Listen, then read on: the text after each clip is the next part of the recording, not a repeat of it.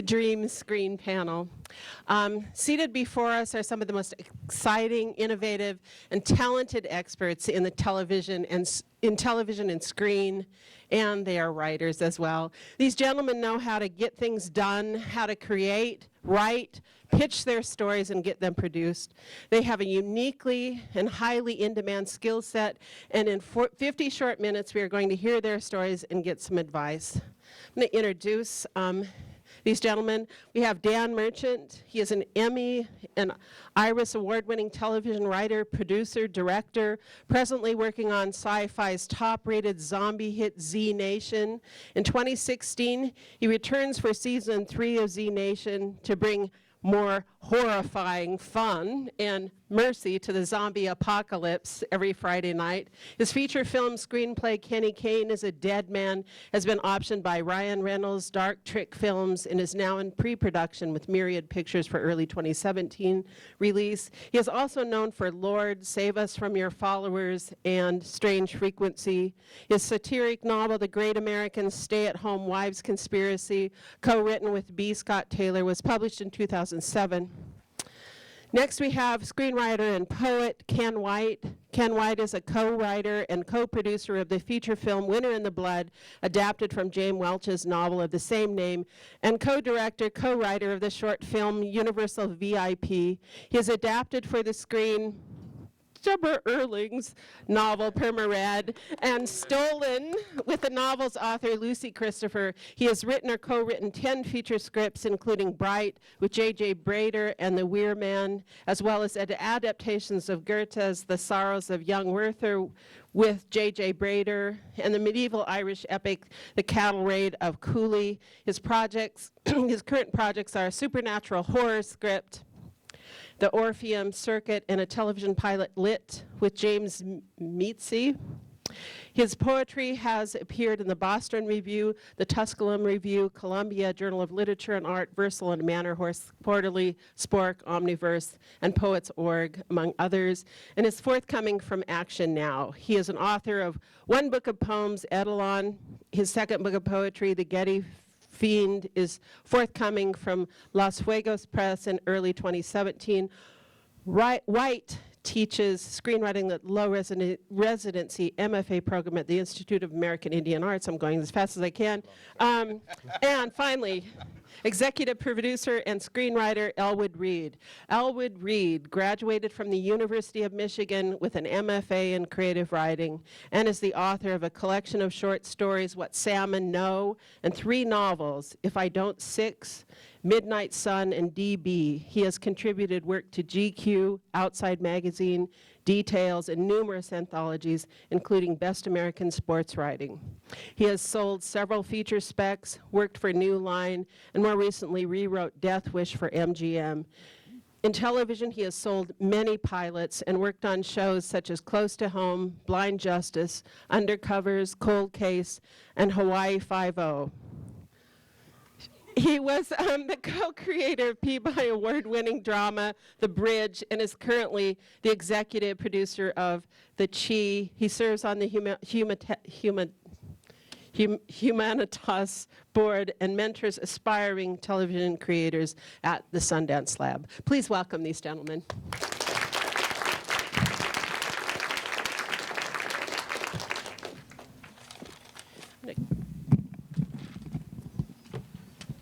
I'm going to grab this, and we all have a microphone here, and I want to have kind of a fun conversation with these masters of their craft. I'm going to just ask a few questions, and I have some topics here if I can find them. But I think I just want to start out with. I think we're all curious as how did you get your start, and what would you say was your preparation for your position now? Huh? Is that me? Anyone can answer.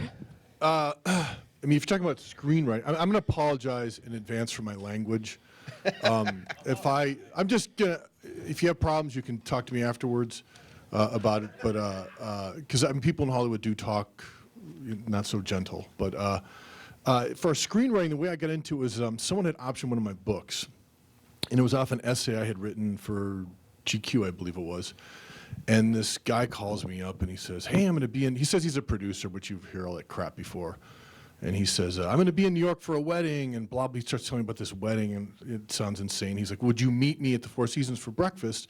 I read this essay that you wrote in GQ about football. And I said, well, I have a novel I wrote, at the same time, and so would you like to read that? And he's like, yeah, great. So we go down, and I take a train into the city. I was living in upstate New York at the time. And I sit down with this guy, and I remember this very distinctly. He's very slick. He starts talking about my essay, and then he's like, well, I think if you have a book, I don't even need to read it. I think we can turn it into a movie. And then I remember this odd detail. He shows me he had a baseball card of his wife, and his wife was a model, and she was like in a bikini, and like showed him. And I was like, this is kind of awesome from sitting in an upstate New York room writing books all day, and so I was like, okay, and I just said, yeah, go ahead. And what happened was he sold the option to the book to New Line, and when you sell an option to a book, you basically, as an author, are just agreeing that whoever is buying the option or buying the book outright can do whatever they want with it. They can turn it into a musical, a half-hour comedy, whatever the hell they want to do with it, if they view some value in the title of the book. So, I get my little stipend, I think what Elroy calls it, cosmic income for your books. And I was like happy, and then I was dealing with the lawyer, and I said, well, who's going to write the screenplay? And he's like, well, they're going to pay someone guild minimum to write the screenplay. So I get online and I look, and guild minimum turns out to be, at the time, $60,000 to write a screenplay. And that was a lot of money to me at the time, because I was writing these books for way, way, way less than that. And I said, fuck it, I'll write a screenplay.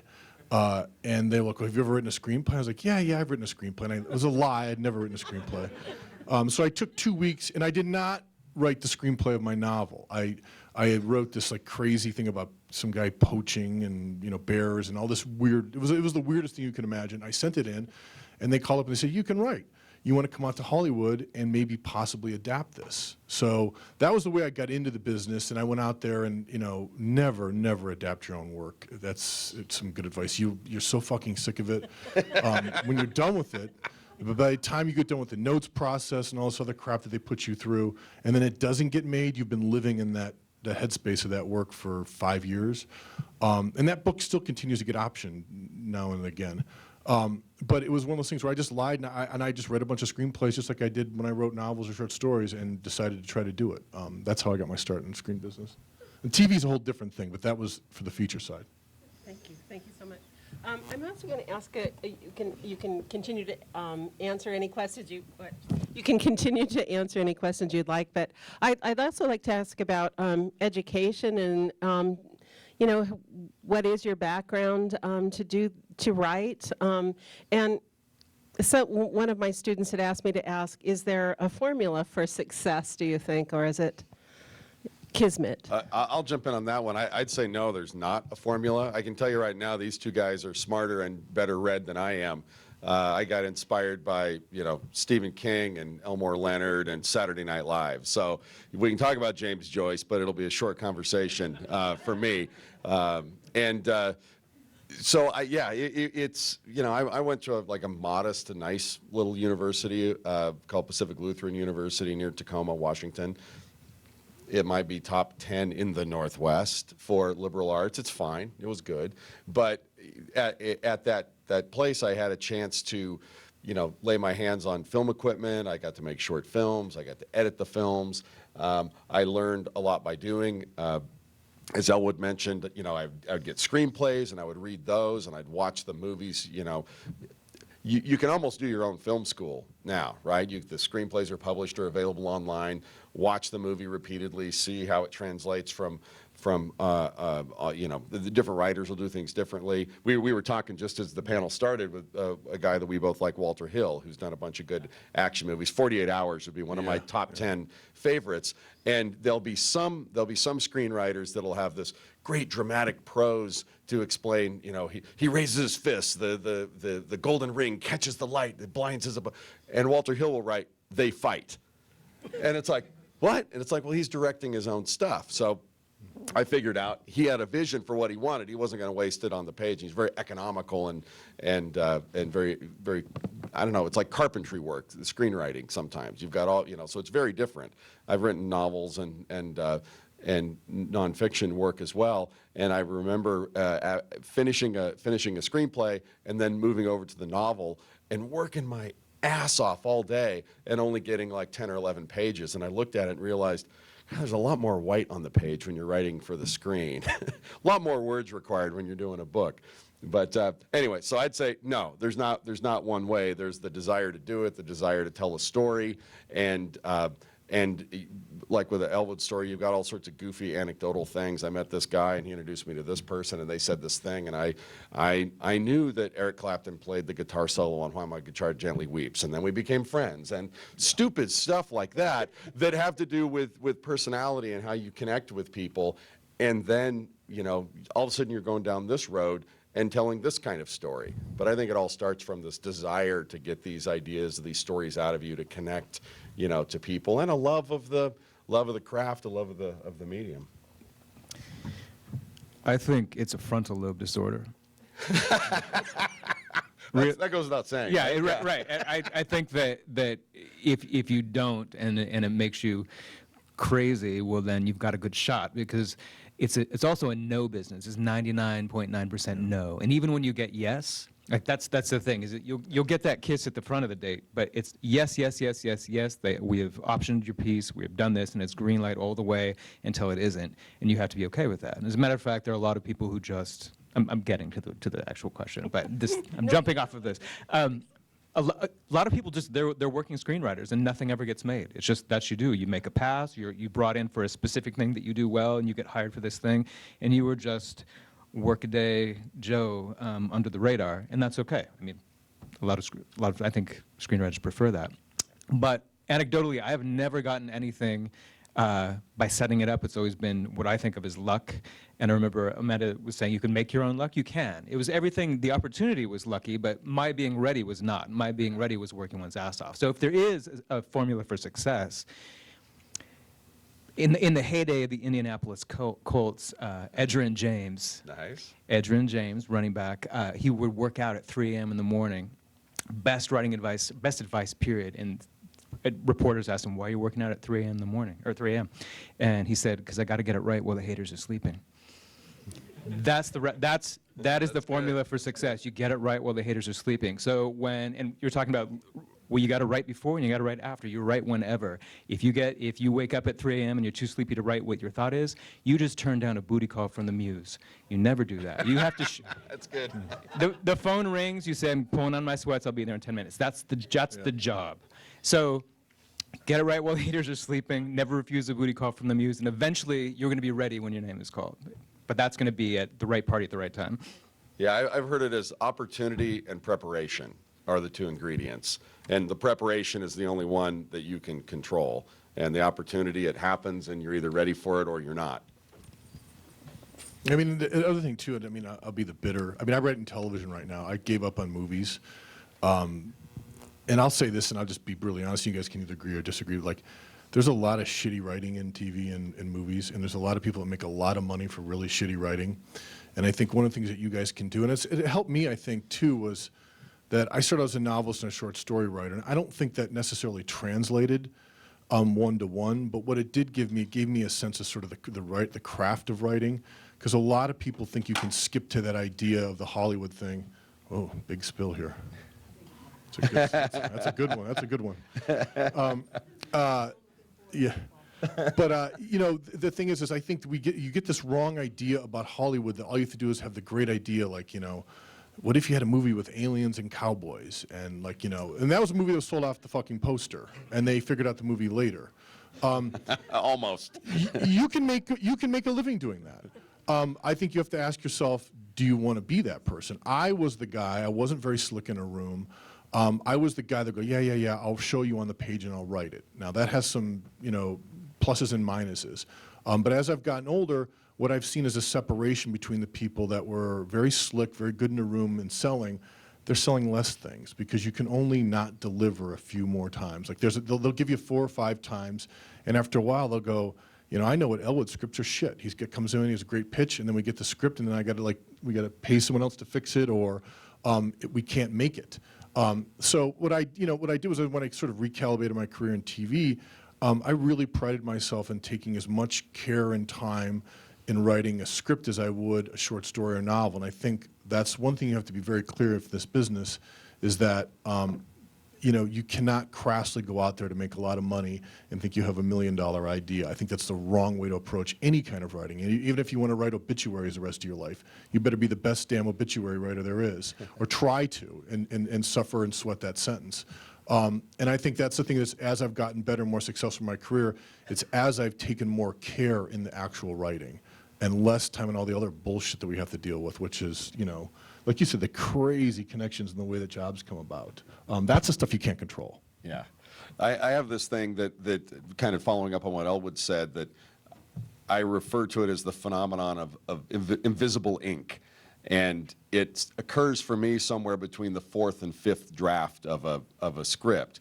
And I was working on a TV show that I'd created, and I'm not sure I'd ever gone past a 3rd draft before. And I was really, it's like, this is Paramount Pictures is making my show. It's going to be on TV. This is great.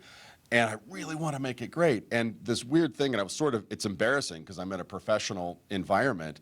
And somewhere between the 3rd and the 4th, or the 4th and the 5th draft, this invisible ink, which is I would reread the scene and I would swear there was words on the page that had appeared that I had not written. And I'm like, why is that in this scene? The scene's not about this. That's gone.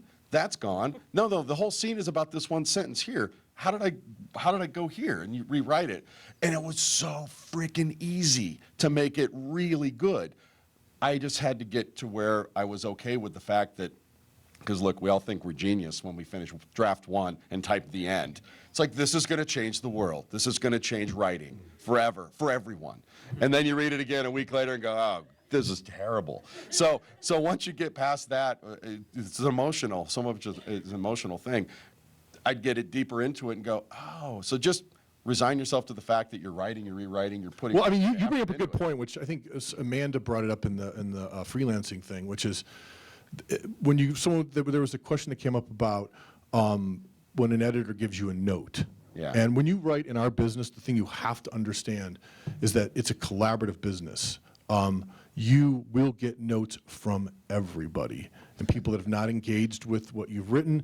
And there's 2 paths young writers can take in Hollywood, which is like, you can push back and go, well, this is my art, this is not what I intended. You'll never fucking work again if you keep saying that. What you have to learn is how to take the note artfully and go, yes, but what if I tried this? And you pitch something.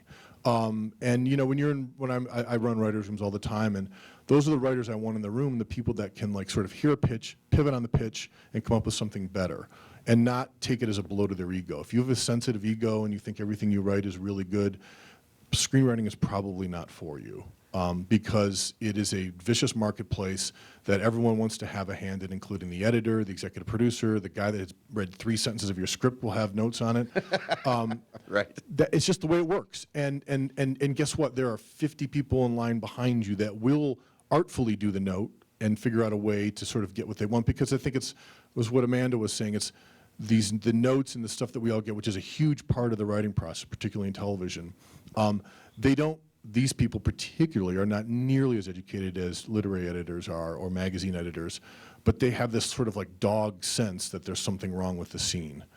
Sometimes their notes are really, really stupid, and you have to embrace stupidity, I've written sometimes a character says out loud in a scene, I'm sad, because an executive has been confused. Their big note is, I'm confused, and when I was younger, I'd say, well, I can't help you with your state of being, but if you tell me what, and that didn't go over well with the executive. But, there are times, and I've written, for shitty CBS shows where I just say, look, I'll say, the character will say, I'm sad, and then I'll type in, she cries.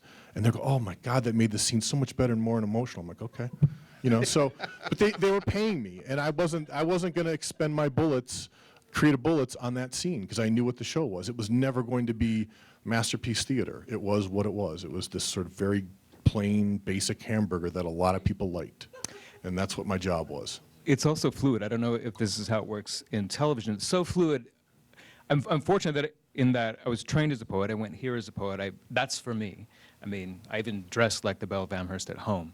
But, I mean, that's my secret sauce. That's what I get to keep. But then with screenplays, it's anything. You know that it's fluid. Whatever you, for a feature, whatever you write, it's almost not going to happen. You can almost be sure that when you're going to production with that, something's going to change whatever happens on the day, whatever happens with the million voices, all of the extraordinary pressures that are going to be put upon your document, which is going to be part of this collaborative force. It has to withstand that. So the better you can build it at the craft of the at structural level, at the level of the surface phenomenon of the line, the better that you can build that. I really do think that poets, I say similarly through extraordinary bias, make great screenwriters because of the compression and the elision and image-based and order of operations and all of this sense of space on the page. It's a great place to start. I think dancers make good zombies. I No, mean, no, there are a but, lot but, of- but they do. I mean, I hire writers' rooms. I hire right. poets and novelists and journalists. I tend not to want to hire TV writers. I do not hire playwrights. I'm sorry if there's any playwrights in there. I think playwriting is, for a long time, for certain kind of dramas, playwrights were very big out there. But playwrights are telling you everything. And as TV, I'm only talking about television now. As television has gotten better and the budgets have gotten better, you can use the sort of more filmic, film language that didn't exist with old television. The old television used to be two talking heads telling you what was happening. Now you can do all kinds of stuff. Anything you do in a movie, you can do in a TV show. And I think we should differentiate too between what Ken's saying and I think, Dan and I's experience, which is TV and movies are two totally different things when it comes to a writer. In movies, and you can correct me if I'm wrong here, in studio movies, the writers have very, very little power. They're not even technically, there's been some guild negotiations where they're supposed to be invited to set as a courtesy. It's writers, Yeah. crafty, transpo. TV, absolute opposite. You are the boss. Everything from the belt that the character's wearing to the hair comes through the showrunner, who's a writer.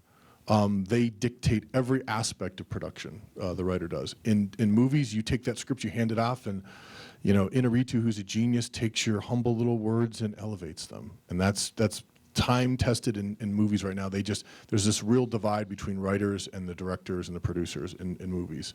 I got sick of that, and I went to television where you could actually get your shit on the air and get it done. Because like you said, the movie process was just, you can grow old with it. I mean, it's maddening. It's happening. Yeah. Can I ask a question about, we hear a lot about the story pitch. People don't know anything about the industry. And what is it, and what is the best and possibly the worst story pitch you've heard? And how can we hone our own story pitches if given the opportunity? And can you give us an example of possibly a story pitch that you yourself have given that went over?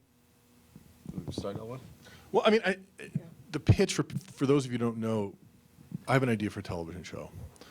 I go into a studio or network and I articulate what the show is going to be. Sometimes those pitches are 10 minutes, sometimes they're 40 minutes. What I have found with pitching, and I've had for a while I was really good at pitching, but I realized sometimes my best pitches were shows that I didn't actually want to write, that kind of hit a lot of sort of trigger points that people were looking for. And so as I've gotten older and a little more wilier, I've figured out now if I'm passionate about it and I can tell you everything about these characters, that's going to translate to the person hearing the pitch, and they're going to be more inclined. But if I say to them, hey, look, you get real in trouble with high concept pitches because everybody has them and they're very attractive. And we see these shows all the time. There was a very famous show on a couple years ago that they spent, $100 million on maybe. It was a show about people time traveling back into the land of dinosaurs. Do you remember that show that was on the air? Huge pitch. They spent a fortune on it. They forgot the characters on the way. They had people time traveling and going back and living with dinosaurs. There was no characters there. So, I mean, unless you're some idiot at home that's been waiting all their life to watch people time travel to go back to live with dinosaurs, that show's not going to have legs. It'll get eyeballs for the pilot, and it won't live in series. Like great shows, like great novels, it's these characters. If you think about the shows that we all love, I don't remember a goddamn thing about The Sopranos. I remember all those characters. I remember Tony Soprano. Mad Men, it doesn't matter what the hell. He sold some shit at work, right? You remember Don Draper, So those are the stuff that stick, just like great novels. Like all my favorite characters in novels, I don't remember the plots of them. I remember the characters. Elmore Leonard, tell me an Elmore Leonard plot. it's the characters. It's the dudes. It's the You know? jokes. It's the characters. It is, and ultimately, that's what makes great television, and it's the same thing I think that makes great fiction or great literature. And I think that people try to approach it in this crass commercial side. They make a lot of money doing it, but I tend to not like those kind of things. I don't watch a lot of movies, American-made movies anymore. I just that sort of like superhero mentality. I'm just not into that. And again, there are people that make a lot of money writing it. I'm not one of those people, so I'm the wrong person to ask about that. On the TV pitch side, one thing that I sort of learned through doing it is, and probably somebody smarter than me told me this, and I'll appropriate it now as my own wisdom, is that the story that you're telling a story. It's a truncated version of what you swear you can get 100 episodes out of, and the lesson I learned was that your pitch should leave the buyer, the studio person, the production person, leave them feeling like they've seen the show. Leave them feeling like if it's funny, then they better be laughing, right? If it's poignant, you want them tearing up. And wanting more. That's a mistake. I've done too much where you tell them too much and they go, well, I don't need to buy the show now. Yeah. You told me it was down in the basement. You know what I mean? Like, I think leaving them, I think it was J.J. Abrams he has this annoying TED Talk, which I'm anti-TED Talks, but like, it's this annoying TED Talk where he talks about the box, what's in the box. And, the story box, it's the MacGuffin, it's the thing that's in Pulp Fiction. There is some truth to that. If people feel like they've eaten a meal, they won't buy the pitch. Yeah, you want them going, and then what happens? And then, That's when you have. yeah, I've got 99 more stories like this for you. Exactly. And so, whereas there's been times where I've been more precise and more organized, maybe, and here's the theme, and here are the main characters, and here are the major, here's the way the tone of the show. Here's here's how we're going to shoot it. It's a sepia tone. It's X-Files. It's really lots of shadows, and so it's like I've explained the show, and they go, oh yeah, that's it, and you've made an intellectual exercise out of it. But if you're telling them a story, then you're going to transport them, and so a pitch is just some sort of mini version, and yeah, it's a great distinction to go, and then what happens? And tell me more. And you want them thinking about that during the day. The best compliment I ever got, I sold a show to Warner Brothers, and I think I pitched them 20 ideas, maybe, by the time, over a period of maybe even a year and a half. And I liked them, and they liked me, and I'd come in, and I'd pitch them a bunch of ideas. And the best compliment they gave me, this is a couple of meetings before they bought anything, was, I forget how they phrased it, but it's something to the effect of, it's like, so Dan, you understand our job is we sit here all day, every day, and people like you come in and sit in that chair and tell us ideas. Now, we're not buying any of these ideas today, but we have never heard these ideas. And that's the best compliment we can give you. We're not buying one, but, and I'm like, okay, well, that was super encouraging. Can I ask, how long are these pitches when you're talking about? When you're 15 minutes. If you have a sale in the first 2 minutes.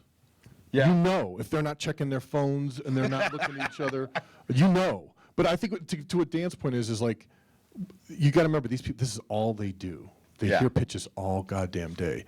So I think the only thing you can take into that room, because stuff has been probably every permutation of everything's been pitched before, is that passion. And there's this weird electricity that happens in the room, and they go, "Oh my God, this guy's really dialed in on this character or this script."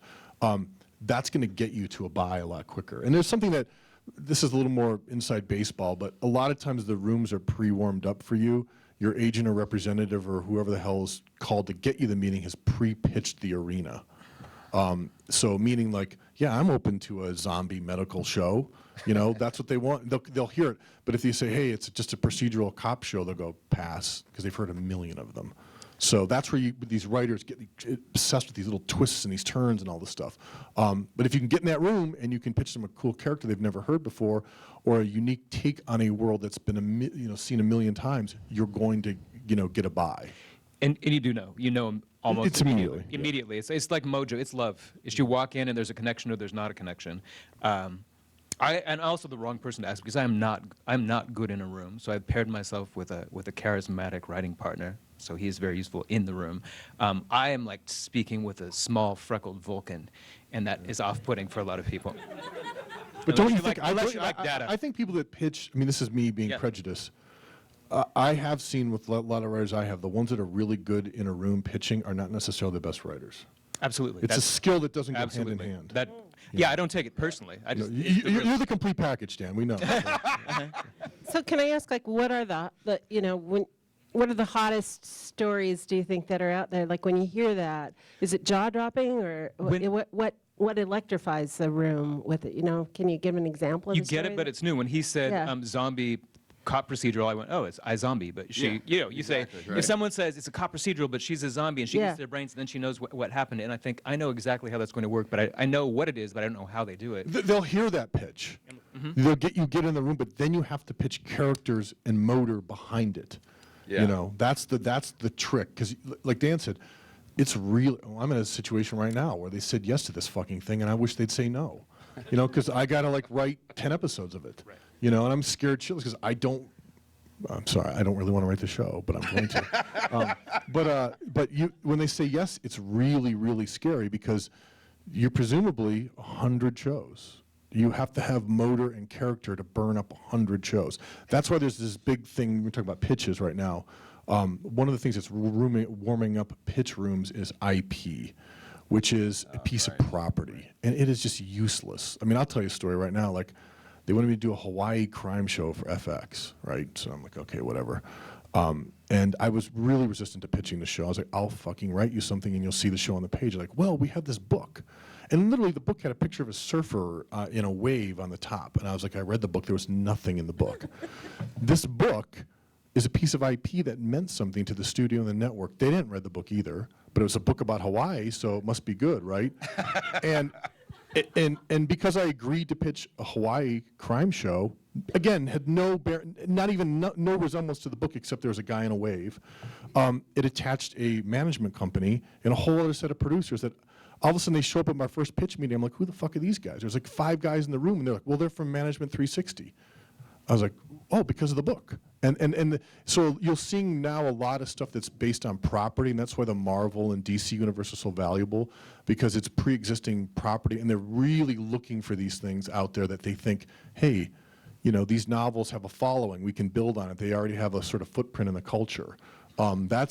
I find that really maddening. I don't know about you guys. oh, yeah. I find it maddening. But Well, I was going to say it, and it's gotten to the point of cynicism already. I was pitching some producers who have a deal with Fox, and I pitched this idea, and they really liked it. And kind of right, I was at the end of it, and the executive turned to the assistant and said, go try and find a New York Times article that deals with this subject, because they won't hear a pitch that's not based on, Fox didn't want to hear anything. Yeah. No original idea, but that's okay. We'll reverse engineer it. We'll find some article that had to do with this minor league baseball world. I'm sure we can find an article. Let's just. I mean, they're doing it with dead movies now. I get these studio called me up. They're all excited. We have this huge idea you'd be perfect for. And then I hear well, we tried it last year and it didn't work. So, all right, one strike already. Someone already failed at it. So I'm going to be taking someone else's leftovers, right? Which I don't like. And then I said, okay, what's the fucking movie? I'm thinking it's some big Spielberg movie. They go, it's Behind Enemy Lines. And I go, Behind Enemy Lines? I don't even remember the movie. It's just this terrible. Gene Hackman, Owen Wilson? Owen Wilson running around with blonde hair behind enemy lines, right? They think that movie, this is Fox, the movie studio Fox, thinks that movie has some value in the marketplace. And they go, all you have to do is just have a guy behind enemy lines every week. That's the idea behind the show. And if I said yes to that, I'm taking on the original writer of the script, the director, and this whole cadre of producers that come along with it. All are going to have opinions that are going to affect the way I have to write this TV show. So I said no. They come back at me. They ask me every week about this thing.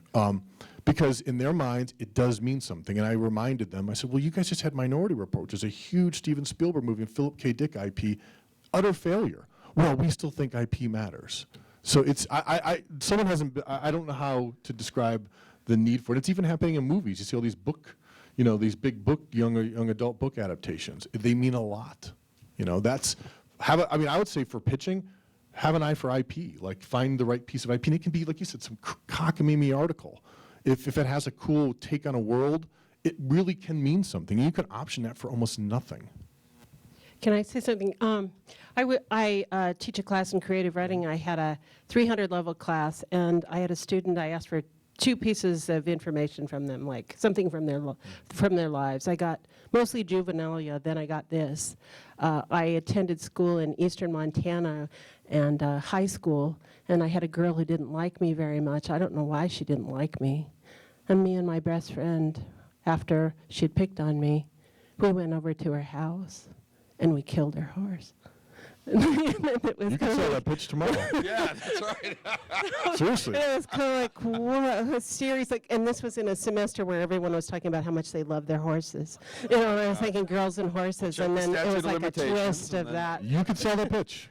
Just the way you pitch that right now, you would know if the executive, they would go, you know. So I want to, when Ken says he'd say, I want to open it up to questions from the audience, and I'm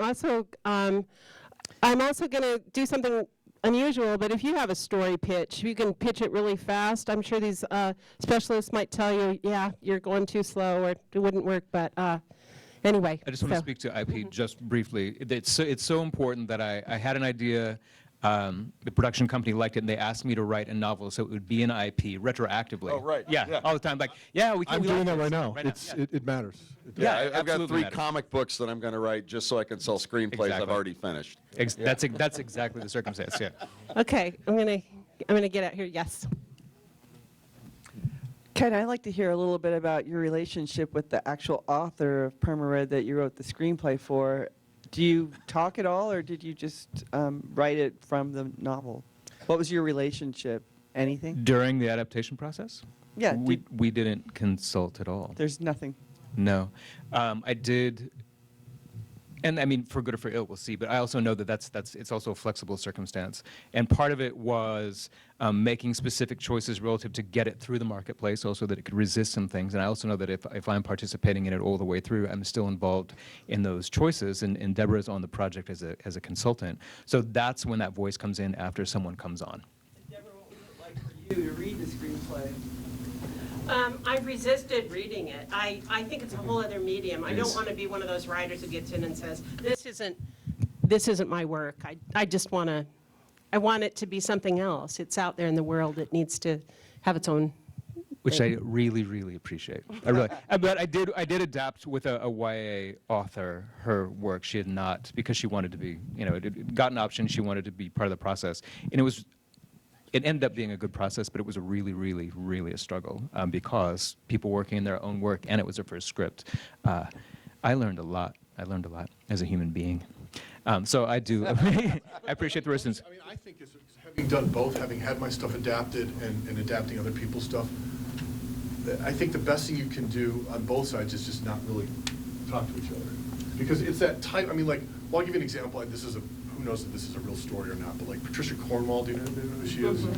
She's like been dying to have her stuff adapted. Do you know the story? She's been dying to have her stuff adapted for years, and so this is how desperate she was. At some point, Demi Moore optioned one of her books, this character she has, some medical examiner. Patricia Cornwall bought a house next to Demi Moore and began showing up and like really thought like this was going to be her break in Hollywood. It's like when you're writing these things, you want the space to take what the studio or network, to extract whatever little thread of thing is in that book that they like, that attracted them to make them buy it. And be able to do that without the author going screaming bloody murder at you, because so many things are out of your control, particularly at the writing level, and particularly in movies. I mean, because you write these scripts and then the director does it to you. They loosely adapt your script day by day on set, and you just have to you have to let it roll, or you go to television and become a showrunner where if I want to, I sit on set and I can dictate every single thing that happens on that set. But movies is a totally different thing. We have a question over here.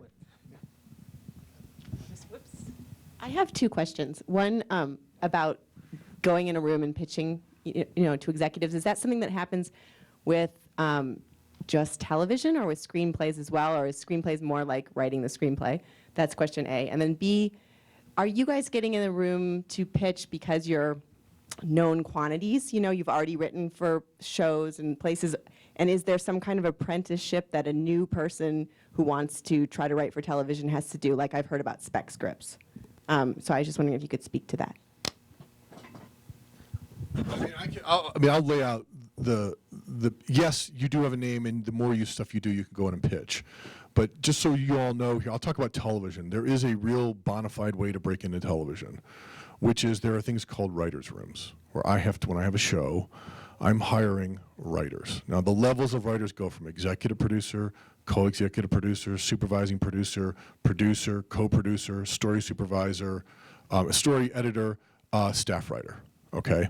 And as you can imagine, the money gets better the higher up you get, and the more experience you accrue.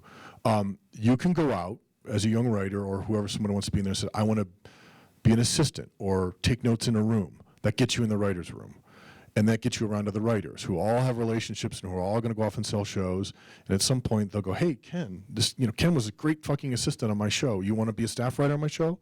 And you begin that process. It's like entering college. And if you don't screw up every step of the way, you can pretty much walk your way up that ladder. You know what I mean? But it's not as hard as it seems. You have to kind of know the right people and have the right connections. But you can get in that way. The spec prospect, what you told, is good in some ways, but you have to have a way to get the spec to the right people and the right attachments. Because what will happen is, and I'm very cynical about this, they'll look at a spec, they'll turn around, the producers in the studio will go, hey man, we got this great idea for a TV show, Zombie Cop. What do you think about that? Do you think you come up with? So they'll take your spec and then pitch it back to writers like us that can then turn around and write it. And there's no knowledge of that ever happening. And it happens a lot because I've had my own ideas pitched back at me in rooms. And you're like, whoa. And you don't, you can't, again, you have to have thick skin. If you're the artist who's going to go sulk in the corner in Starbucks, go find another career. That's the way it works. But the spec movie thing that is a lottery ticket you can buy. And I believe in that. I see it all the time. And if I am asked to, so if I'm working on an adaptation, that this is a hired job.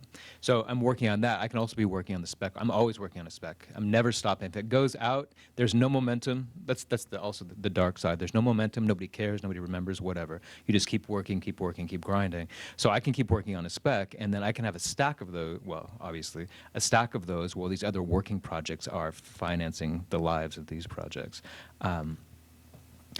That's all I have to say. Yeah, no, lottery ticket is a great analogy for the spec script. The movie that I wrote that's getting made this year is one that I started in 2005, and I got with a director friend of mine who had done a couple of movies that were kind of in the teen comedy vein, and I wanted to write one. I hadn't seen a lot of them lately, and that'd be fun. And I wanted to hang out with this guy, and we did. And we had a blast, and we wrote it, in our free time, in and around either TV projects or advertising or whatever I was doing.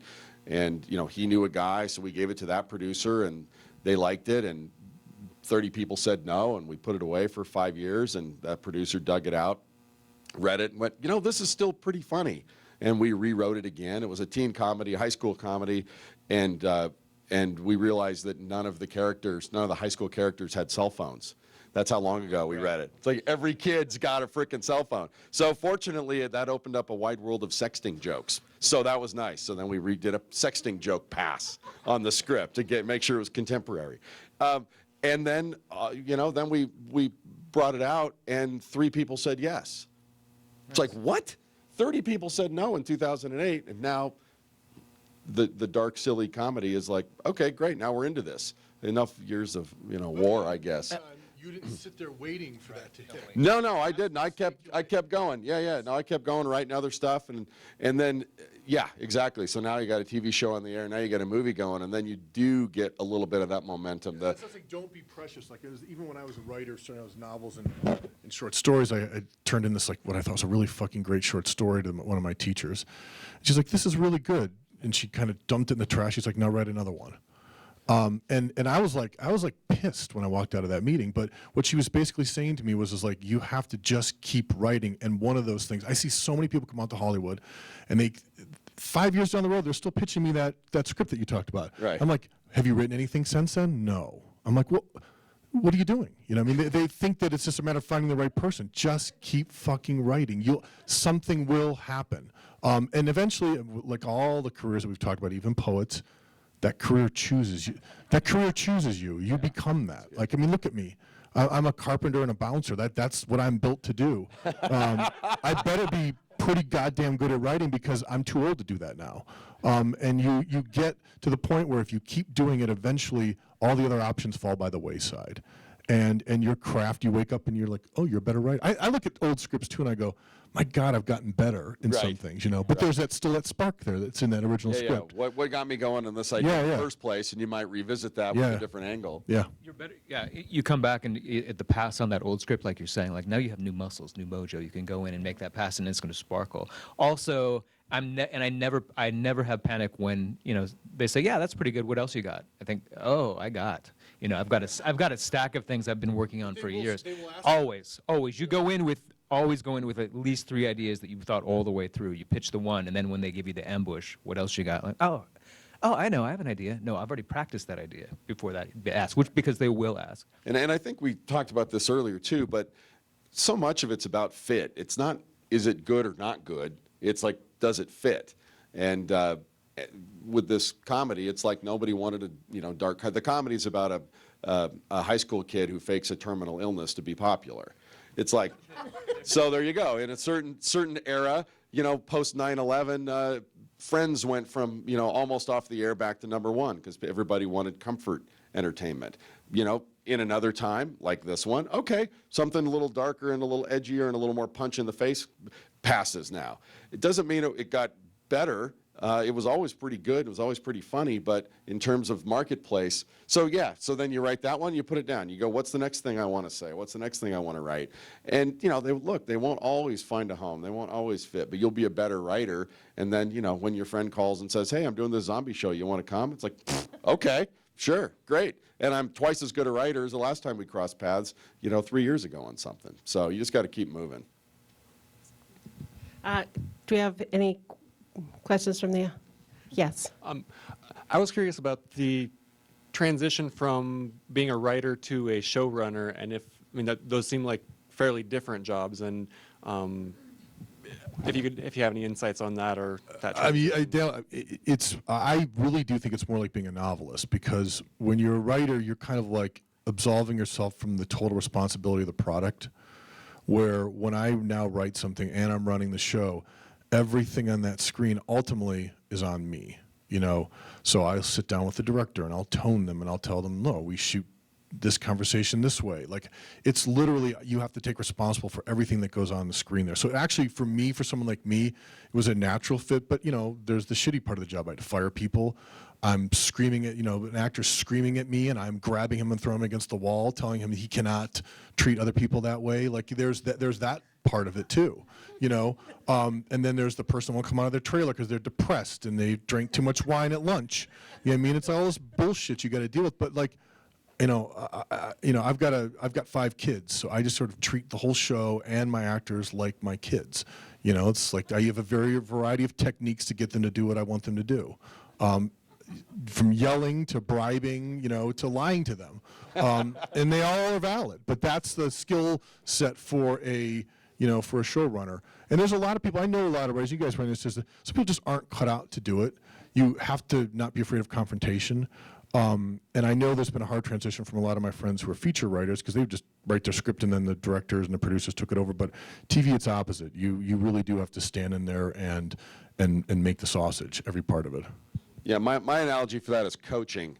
I coached my kids in sports when they were little, and it's, some people need to be slapped, some people need to be cajoled, and you're responsible for everything, like Elwood was saying. It's sort of, they're going to look at you at the end of the day. And also, especially if you've written it, it's a great joy to be able to pull all the levers to see this weird thing you had in your head come to fruition. And you're right, there's a lot of writers that are terrific and tremendous alone in a room. And then, you're not a showrunner then, because you got to deal with people, and everybody's weird and everybody's different, and you've got to be smart enough and understand you're responsible, but also, there's equal parts fierceness and kindness, and you'd have to figure out who deserves what in order to make the whole thing work. But I like the coaching thing, because ultimately the team has to play together. You've got a common goal, and you're trying to get over the end zone, and that's what I love about it. That's what I love about. I think that's the most fun about it, right there. It is, isn't that the most fun part? It is. Yeah. Have a minute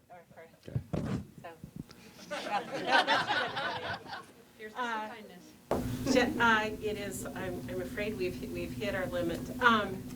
Thank you for Thank you, gentlemen, for a brilliant conversation.